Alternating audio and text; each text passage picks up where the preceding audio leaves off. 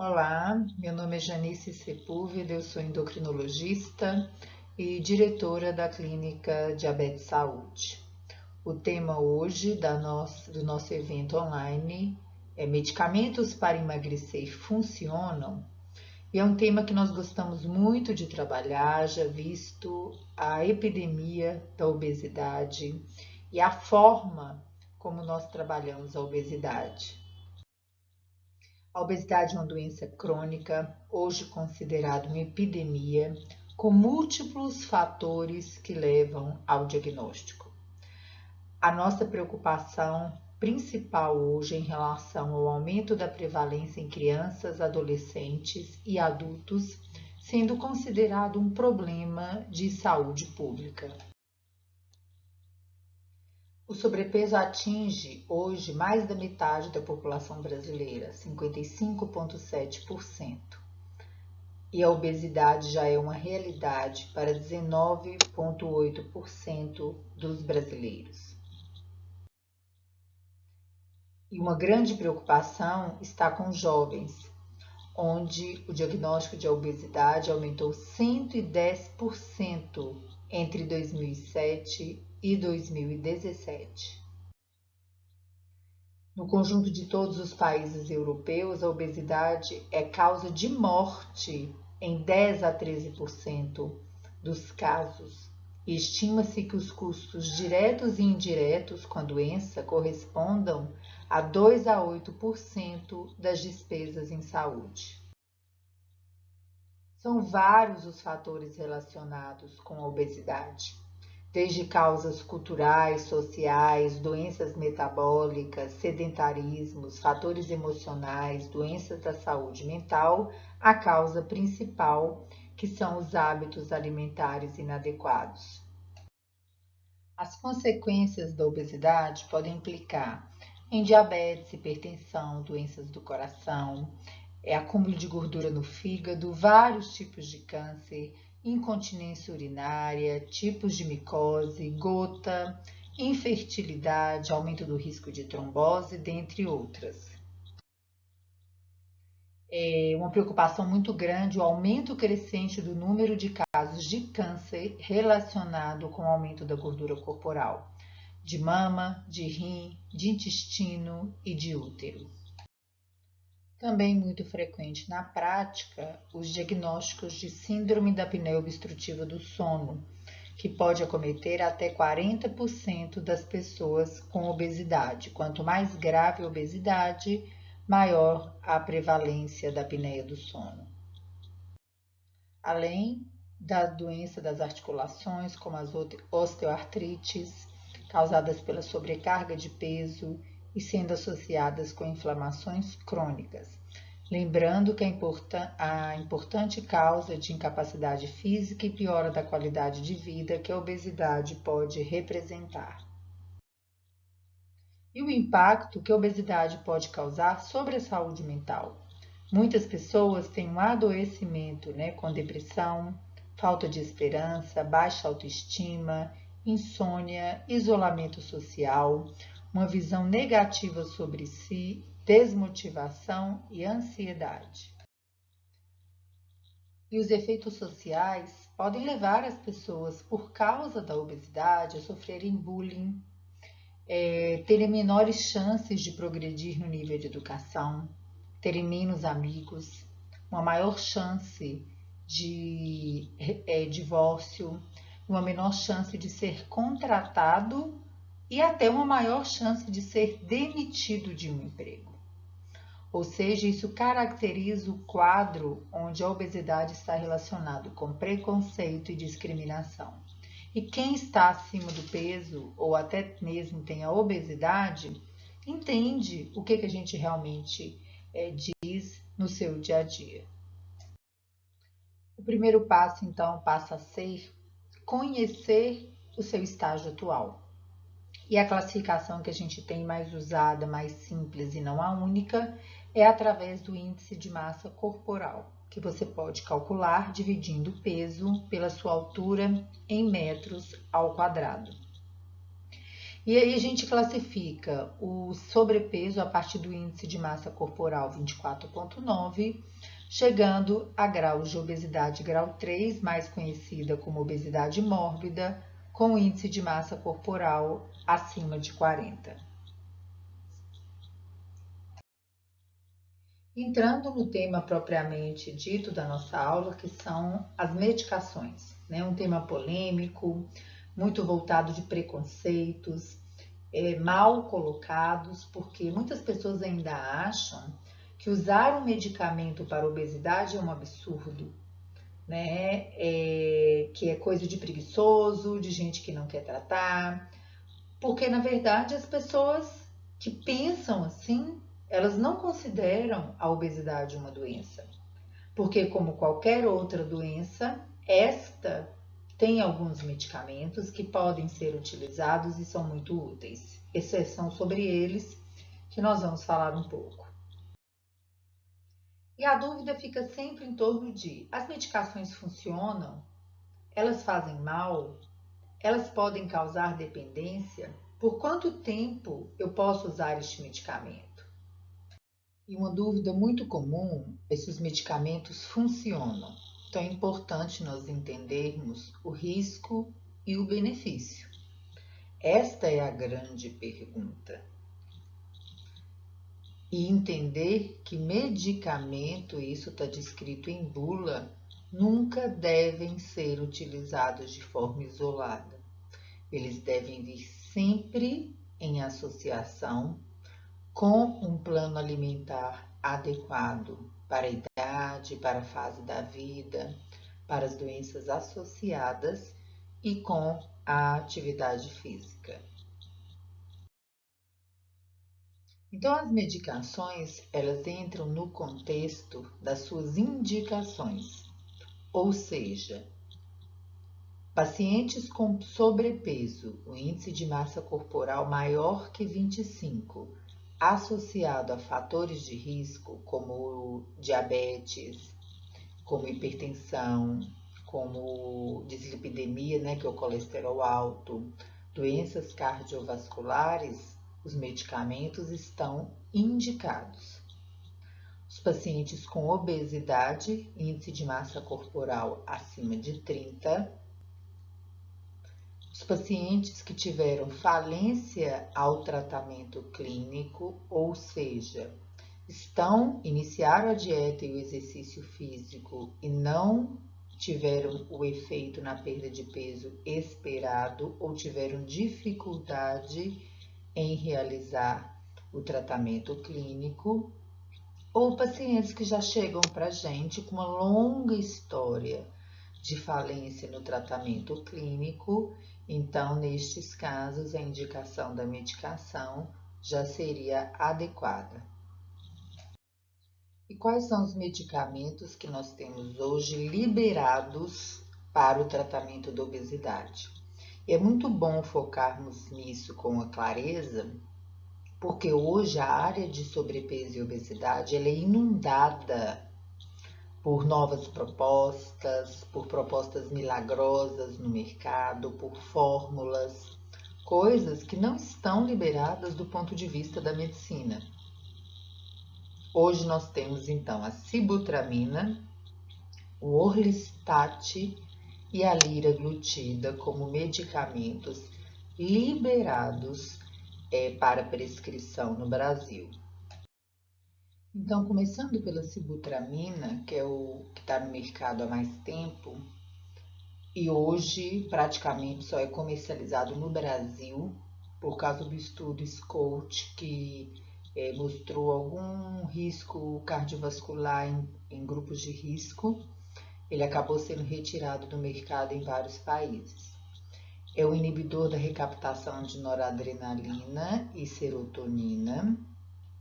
Então, eles aumentam os níveis a nível do sistema nervoso central, agindo então no aumento da saciedade. Então, o medicamento ele traz uma saciedade precoce. O que é isso? Você começa a comer, rapidamente você se sente satisfeito e isso leva a uma redução da ingestão alimentar. É uma droga para as pessoas que não estão em grupo de risco, eficaz e bem tolerada. Pode causar um discreto aumento da pressão arterial e da frequência cardíaca, em torno de 2 a 4 batimentos por minuto, ou seja, meu coração batia 70 vezes por minuto, vai passar a bater 72, 74. Então, clinicamente, isto não é uma coisa tão importante e todo mundo que usa sibutramina precisa monitorar regularmente. E a sibutramina, o que os estudos mostraram claramente? Uma perda média de peso em torno de 4 a 6% do peso inicial em um ano, o que leva a uma média em torno de 5 quilos. Por que é importante nós reforçarmos isto com clareza? O que nós temos hoje em relação às evidências científicas? Que do ponto de vista da saúde, uma perda de peso de 5 a 15% do peso inicial, a depender da necessidade da pessoa, é considerado um sucesso no tratamento. Então, nós precisamos o quê? Ter clareza de qual é o potencial que o remédio pode ajudar a pessoa que está precisando. Porque senão a pessoa inicia o tratamento já com uma sensação de que o medicamento ele vai proporcionar um milagre, e isso não é verdade. Então, a média de perda de peso é 5 quilos. O que isso quer dizer, gente? Que tem pessoas que podem emagrecer 10, 15 quilos com a sibutramina. Mas tem pessoas que podem não emagrecer nada e tem pessoas que podem até ganhar peso durante o período do uso, tá? Então é muito importante ter esta clareza. Relembrando, medicamento não funciona sozinho. Ou seja, se a pessoa que está em tratamento do sobrepeso e da obesidade colocar todas as suas energias no medicamento, dificilmente ela alcançará em longo prazo o peso adequado. Quais são os efeitos colaterais da sibutramina que levam ao abandono do tratamento? Insônia é muito comum, náusea, boca seca, constipação intestinal, aumento da pressão arterial e da pulsação e alguns eventos cardiovasculares mais graves, né, como taquicardias, crises hipertensivas e até arritmias cardíacas. Por isto, a pessoa que vai utilizar tem que ser feita uma seleção muito rigorosa para que o medicamento tenha mais benefício do que risco, tá? Então, ele não é recomendado em pessoas com hipertensão, doença cardiovascular pré-existente, taquicardia. As pessoas com diabetes também, em relação ao estudo SCOUT, estão fora do grupo para quem é possível utilizar o medicamento.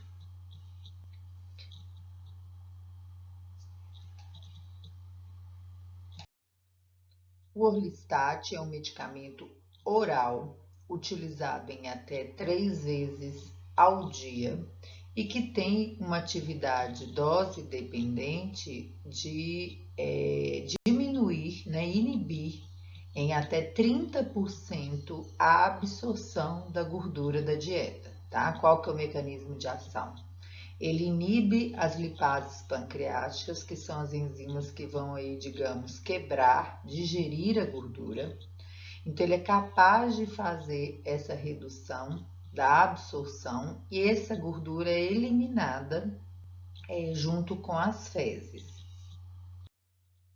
Menos que 1% do medicamento é absorvido. Isto é uma vantagem para vários grupos, principalmente aquelas pessoas que utilizam vários outros medicamentos, porque quanto menos o medicamento é absorvido, menor é a taxa de interações medicamentosas e efeitos colaterais. Quais são os efeitos desagradáveis, né? A esteatorreia, que são as fezes muito gordurosas, com odor fétido, Os flatos com descarga de gordura, então às vezes a pessoa pode sim perder fezes involuntariamente quando vai liberar algum flato, e a urgência fecal, a ponto de muitas vezes a pessoa que comeu uma comida muito gordurosa não dá conta de chegar ao banheiro e perder realmente as fezes na roupa, o controle do esfíncter. E dor abdominal. Esses efeitos colaterais acontecem com frequência em até 15 a 30% dos pacientes. Muitas pessoas adoram o Orlistat, porque ficam com medo de comer, ele não age na fome, né? Mas as pessoas ficam com medo de comer em ambientes públicos, alimentos mais gordurosos e perderem, né, fezes na roupa.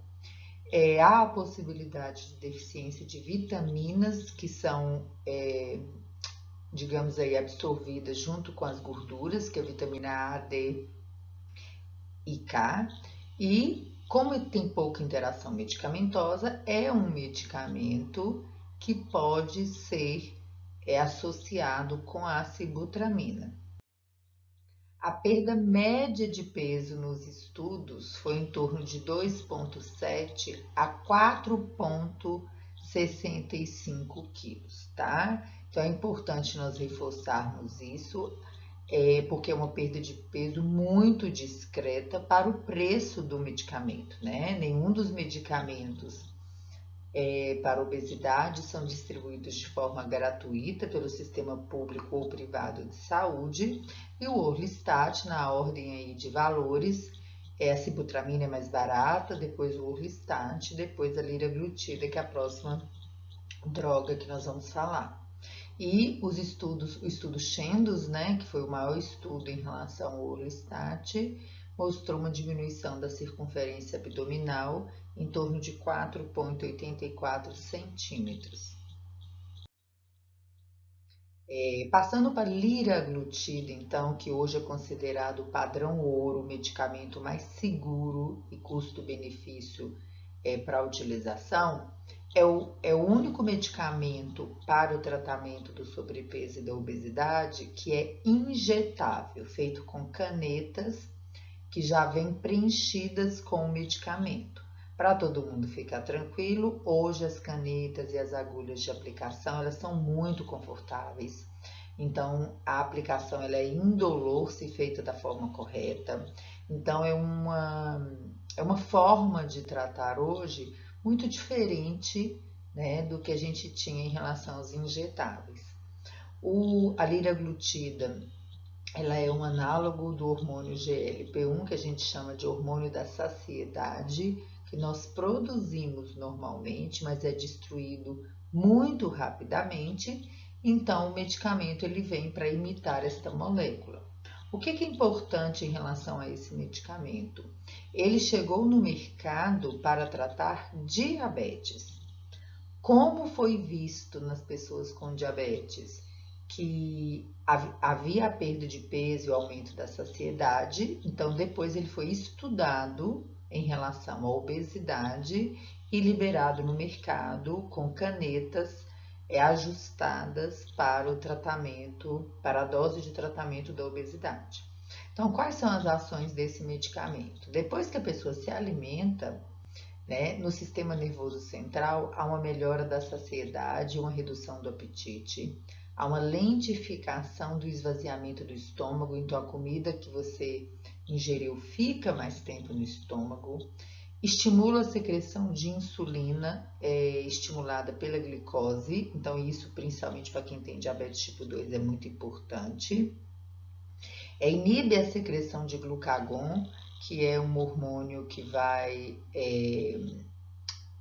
estimular o uso dos depósitos de glicose e reduz a secreção de glicose pelo fígado. Então, ele tem efeitos benéficos tanto no tratamento do diabetes quanto no tratamento do peso. O pico de absorção é em torno de 11 horas após a aplicação. Ele dura 24 horas e até um pouco mais, tá? Então, às vezes as pessoas me perguntam qual o melhor horário para utilizar. Você pode utilizar no horário que você quiser. Mas se você utiliza de manhã e o pico é 11, em torno de 11 horas depois da aplicação, se você tem mais fome no final da tarde e início da noite, vale a pena você usar de manhã.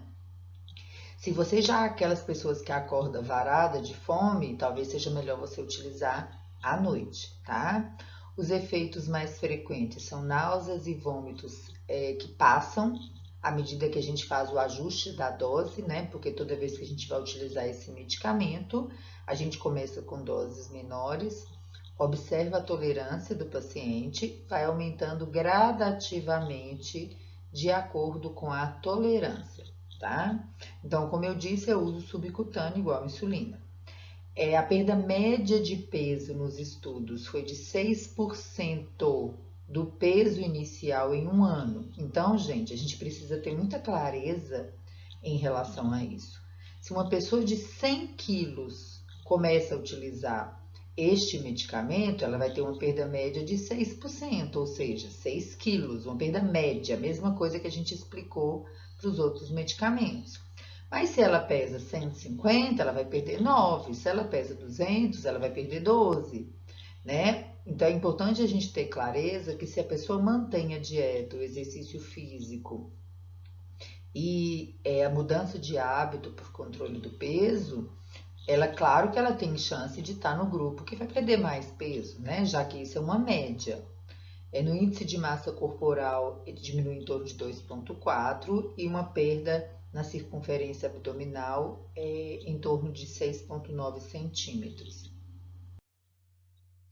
E uma pergunta, então, assim, acabou os 3 medicamentos que a gente tem liberado no mercado hoje, são esses, né? Então, passando para os medicamentos que a gente chama de off-label, tá? O que seriam os medicamentos off-label? São os medicamentos que não têm uma indicação formal em bula para o tratamento da obesidade, mas que têm potenciais efeitos benéficos em relação ao controle da ansiedade, da compulsão alimentar, dos sintomas da saúde mental relacionados aí à maior dificuldade em controlar a obesidade.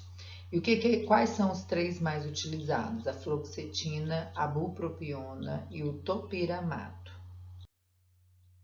E por quanto tempo utilizar o tratamento para obesidade? Se a pessoa tem efeitos satisfatórios com a medicação, a gente sempre considera a manutenção por um prazo maior, até alcançar o peso adequado e a pessoa estar consciente do tratamento nutricional, do exercício físico, a ponto de que a retirada da medicação pode implicar numa taxa maior de sucesso enquanto a pessoa estiver aí nessa jornada. Agora, se num prazo de 2, 3 meses o uso da medicação não trouxe qualquer efeito benéfico, né, ou seja, efeitos insatisfatórios, é importante ter a clareza de suspender ou substituir a medicação, porque o medicamento para obesidade não foi feito para ajudar a manter peso. Ele foi feito para ajudar na perda de peso, no emagrecimento.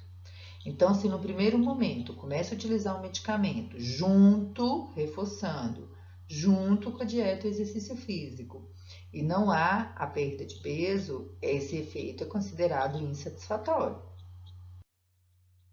Então, concluindo, né, gente, não existe droga 100% eficaz nem totalmente segura. É importante que a gente faça o uso racional dos medicamentos e sempre não coloque toda a sua energia em um comprimido ou em uma aplicação de medicamento injetável, porque começar a fazer o tratamento do sobrepeso e da obesidade com esta mentalidade é um indicativo de uma maior chance de fracasso no tratamento.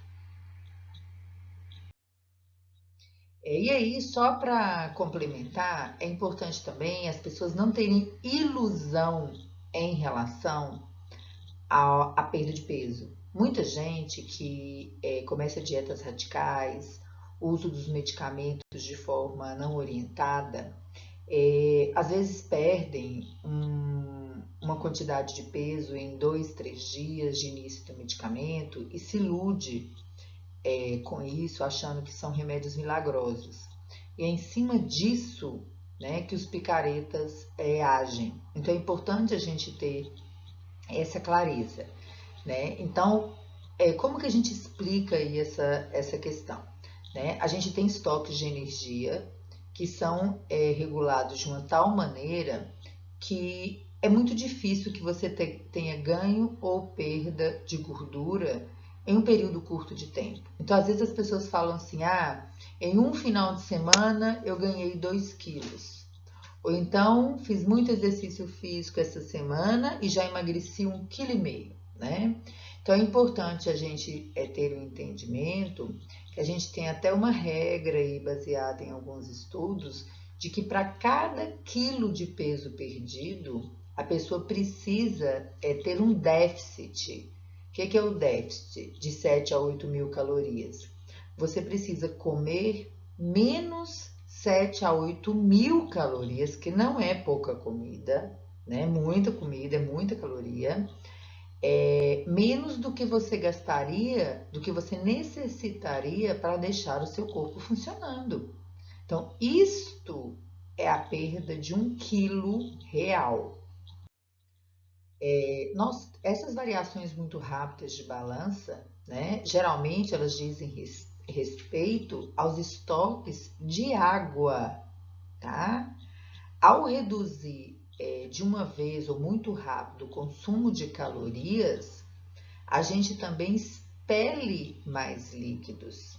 E quando a gente aumenta muito rápido o consumo de calorias, a gente também retém mais líquidos, tá? Porque essa quantidade de líquido, ela vai junto, né, com a questão calórica, até para a questão da absorção do alimento.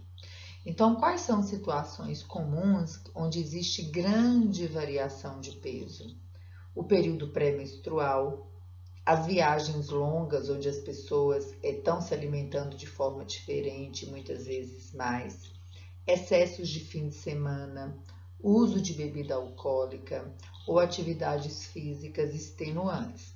Então, quando a pessoa passa por essas situações, é muito importante ter a clareza de que se você teve um feriado ou um excesso de fim de semana, segunda-feira, 6 horas da manhã, não é a hora correta para você pesar.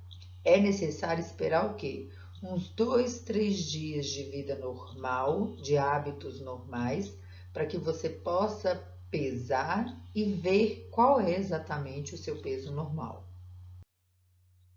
Né? Então, essas situações particulares, com dietas muito baixas em carboidratos, low carb ou very low carb, essa variação é devido aos estoques de glicogênio. Né? Então, a nossa reserva de carboidrato ela é o glicogênio e, em geral, esses estoques eles têm em torno de 0,6 quilogramas, podendo chegar até 1 quilo de acordo com o peso da pessoa. Só que cada grama de glicogênio, ele é ligado a 4 gramas de água. Então, se eu reduzo de uma forma muito rápida este meu estoque, e eu tenho, por exemplo, 0,6 quilos, eu posso perder rapidamente 3 quilos, né? Porque são 0,6 do glicogênio mais 2,4 quilos de água. Então, eu vou estar perdendo na balança, em um período muito curto, 3 quilos. Mas isso, gente, não foi gordura. Isso foi depósito de glicogênio e água. Então, não se iludam com as promessas milagrosas. O mesmo ocorre se os estoques são zero, você está fazendo uma dieta muito rigorosa, está com pouco estoque, e aí você vai lá e come um tanto de carboidrato. Você pode ganhar quilo muito rapidamente, mas mais uma vez, não é gordura, é glicogênio e água. 3, 4 dias de vida normal, você vai voltar para o seu peso anterior. tá? Então a gente fica aqui com essa explicação das medicações. Qualquer dúvidas que vocês venham a ter, vocês podem deixar as perguntas aí, né, nos comentários do YouTube, que nós vamos ter o maior prazer em responder. Lembrando que a missão da Clínica Diabetes Saúde que eu coordeno é educar em saúde, tá? É estar junto das pessoas que estão em tratamento para que elas aprendam a gerenciar os seus diagnósticos, tá bom? Conte com a gente aí nessa jornada e muito obrigada por ter chegado aqui até o final da aula. Um abraço.